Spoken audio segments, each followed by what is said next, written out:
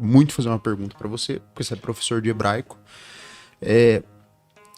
Quando eu, por exemplo, vou falar o meu caso. Quando eu comecei minha caminhada, eu fui ler a Bíblia, né? Perguntei, no caso, o meu pastor, falei, da onde que eu começo a ler, né? Eu acho que é a dúvida de todo novo convertido, da onde eu começo a ler? Ele falou, começa do começo, de Gênesis, e vai Apocalipse, e vai anotando conforme a dúvida você vai tentando tirar. Eu pergunto para você hoje, faz saber o hebraico, ele é indispensável hoje para separar a questão do fermento que a gente encontra, ou você acha que genuinamente isso no começo não influencia e a gente pode ir progredindo com o tempo e sabendo separar? Não muda nada, não influencia em nada. Claro que quando você sabe a língua original, tanto o hebraico quanto o aramaico, no caso do Antigo Testamento, e o grego, no caso do Novo Testamento, você vai ter uma profundidade diferente. Você vai conseguir fazer uma exegese do texto bíblico sozinho, sem depender de ninguém. E isso é importante para quem vai lecionar, para quem foi chamado para o magistério da igreja. Agora, na leitura bíblica, não, a nossa Bíblia está muito bem traduzida.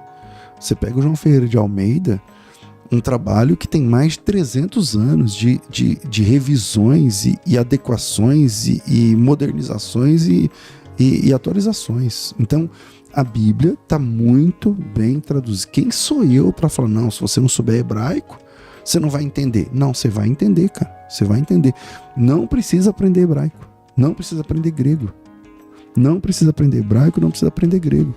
Se grego resolvesse alguma coisa, a Grécia seria salva. Os caras falam grego.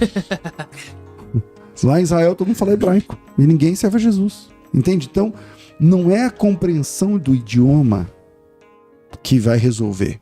Então, pastor, eu tô lendo a Bíblia agora, tô vendo esse podcast, nunca pensei em estudar hebraico. Vai fazer diferença para mim?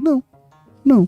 Agora, para quem tem sede, para quem quer o conhecimento em profundidade, para quem quer ler a Bíblia, porque a Bíblia perfeita e inerrante é nas suas línguas originais. Isso é fato. Pastor, mas tem erro na tradução? Lógico que tem. É claro que tem erro na tradução. Não que a Bíblia tenha erro, a Bíblia não tem. Mas a Bíblia que não tem erro é na sua tradução, na sua língua original. Traduziu, tem erro. Porque coisa que não tem se eu escrever parabéns pra você nessa data querida, muita felicidade, muitos anos de vida, e falar pra você traduzir pra qualquer língua, você vai errar alguma coisa. É difícil. Agora, as traduções da Bíblia em português, tem dois tipos de escolas de tradutologia. Tem a tradução por equivalência formal, que é essa que eu estou falando de João Ferreira de Almeida, chama-se tradução por equivalência formal ou vocabular. Ela traduz vocábulo por vocábulo. Então você está muito próximo do que o profeta diz, por exemplo. Se você vai entender, é outro departamento, mas ele traduz vocábulo por vocábulo. Quer dizer, ler um João Ferreira de Almeida não é exatamente fácil. Entendeu? Agora, tem outro jeito de traduzir a Bíblia, a tradução por equivalência dinâmica, tipo a NVI. Ela não traduz exatamente a palavra, ela traduz a ideia. Ela lê o texto. Então, você não tá... na minha opinião, você está mais próximo numa tradução por equivalência formal. Vocabular. Ele traduz palavra por palavra na maior parte das vezes. Mas mesmo assim, vai ter texto lá que você, quando você aprende hebraico ou grego, você vai discutir essa tradução. Você fala, mas peraí, se isso que eu aprendi é o fato, então por que a tradução está dizendo assim? Entendeu? Mas você não precisa saber isso para ser salvo. Você não precisa saber isso para crer em Cristo. Você pode crer em Cristo na sua língua em português sem problema algum. Você acha que a intenção, no caso... Eu digo, lógico, quando eu digo intenção, eu não tô sendo... qualquer jeito, a graça e faz o que quer, não é isso. Mas eu falo assim, você acha que a intenção de ler, absorver aquele alimento espiritual e progredir com ele vale mais do que você simplesmente ser bitolado em... Não, são coisas diferentes. É assim, ó.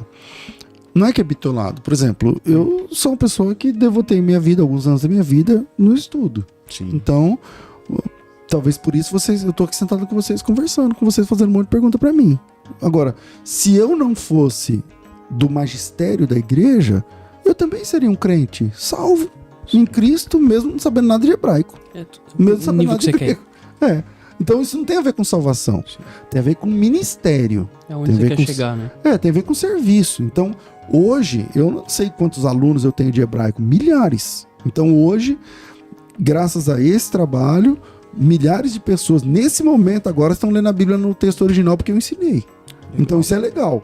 Só que não muda nada espiritualmente. Espiritualmente, não. Espiritualmente, a salvação é em Cristo. E você pode ser salvo em Cristo na sua própria língua. Sem saber nada de hebraico, de grego, de nada.